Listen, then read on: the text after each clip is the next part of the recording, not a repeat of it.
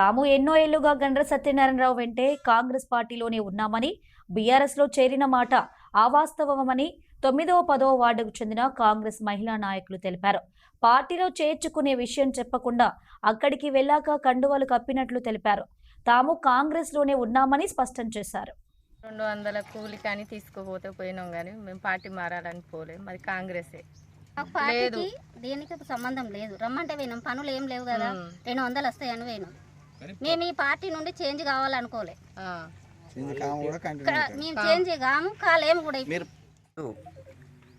నిన్న కూరాకుల రాజయ్య అని అతను పిల్లోన్పల్లి, మైపల్లి, పుల్రాంపల్లి గ్రామ పంచాయతీ సంబంధించిన కొంతమంది కూలీలను మరి ఇవాళ చిన్న పని ఉంది రమ్మని చెప్పి మరి తీసుకొని వెళ్ళి వారికి 200 రూపాయలు కూలీ ఇస్తామంటే వాళ్ళు ఒక 20-30 మంది వాళ్ళు కూలీ కోసం వెళ్ళిన సందర్భంగా హఠాత్తుగా తీసుకుపోయి అక్కడ చేరికల పేరు మీద మా కాంగ్రెస్ పార్టీ కార్యకర్తలైనటువంటి మహిళలను మరి అక్కడ కండువ కప్పడానికి ప్రేరేపించి ఇవాళ బలవంతంగా అక్కడ మీ పక్కకు పిలిచిన పరిస్థితులలో వాళ్ళు అక్కడ కండువ వేసుకున్నామా లేదన్న దాని మీద సందిగ్ధం ఉండి ఇప్పుడు వాళ్ళు కూడా ఇలా కండనివ్వడం జరిగింది.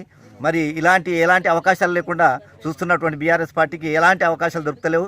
అభివృద్ధి పెరిగిపోతూ గౌరవశ్రీ గండ్ర సత్యనారాయణ రాజు చేస్తున్నటువంటి అభివృద్ధి పనులను చూసి ఓర్వలేక ఎలాంటి మచ్చలు తీసుకురావాలని చెప్పి వాళ్ళ ప్రయత్నం చేస్తున్నటువంటి ఆ ప్రయత్నం చాలా తప్పు.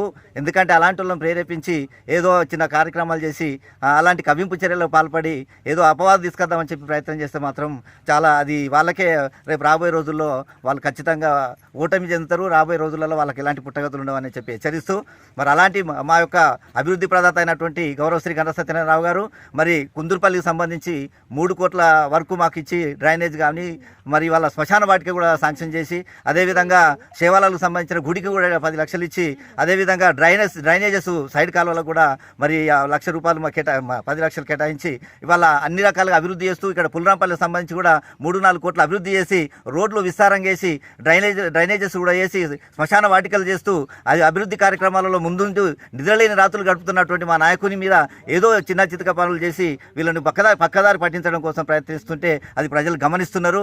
ప్రజలు దాన్ని విశ్వసించే పరిస్థితి లేదు కాబట్టి రాబోయే రోజుల్లో పుట్టగతులు ఉండకుండా పోయే పరిస్థితి ఉంటుంది కాబట్టి దీన్ని హెచ్చరిస్తున్నాం. ఇలాంటి కవ్వింపు చర్యలు పాల్పడకుండా ఏదన్నా ఉంటే ధైర్యంగా రాజకీయంగా ఎదుర్కొని మరి మీ సత్తా ఏందో చూపించాలని చెప్పి కూడా మేము మరి ప్రత్యర్థిగా ఉన్నటువంటి వాళ్ళందరికీ కూడా హెచ్చరిస్తూ ఇక మీద ఇలాంటివి చేయకుండా మరి ఖచ్చితంగా ఉండాలని చెప్పి మా అభివృద్ధి ప్రదాత అయినటువంటి సత్యనారాయణరావు గారికి మద్దతు తీసుకొస్తే మాత్రం ఖచ్చితంగా మేము తిరుగుబాటు చేసే ప్రయత్నం చేస్తామని చెప్పి బీఆర్ఎస్ పార్టీ వాళ్ళని హెచ్చరిస్తున్నాం.